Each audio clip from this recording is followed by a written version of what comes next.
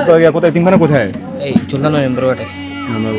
আমার কাছে কি চাচ্ছেন বলেন? মানে কিছু রড বাকি আছে, মানে রড দরকার। মানে আপনি বিল্ডিং করবেন তাই তো? এখন কি কোথায় থাকে? টিন শেডে থাকে? সেই পাকে থাকে? সেই পাকে না, এটা পুরোটা টিন শেড থাকে না? নিচে পুরোটা নষ্ট হয়ে গেছে, এখানে থাকতে বাচ্চারা অনেক কষ্ট হয়ে যায়। মানে আপনার শর্ট কি আছে এখন? শর্ট বলতে আপনার আমার এই রড আর মিস্ত্রি ঘর আছে, এগুলো আমার এটা বাকি কত টন লাগতে পারে? রড 3 টন লাগবে। 3 টন? জি জি।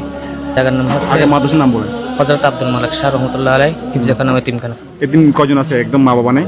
এরকম 26 জন। 26 জন। টোটাল স্টুডেন্ট 56 জন। 54 জন। এই তোমাকে এতিমখানায় পড়ালা করো, মা বাবা কার নাই? সামনে আসো তো একটু, সামনে আসো। মা বাবা থাকলে আসতে হবে না। মা বাবা আছে তোমার? আব্বু আম্মু আছে? আব্বু নাই। আব্বু নাই? আসো এখানে দাঁড়াও। তোমার কি আব্বু আম্মু কেউ নেই? আব্বু নেই। মা আছে? হ্যাঁ, বাড়ি কোথায় তোমার?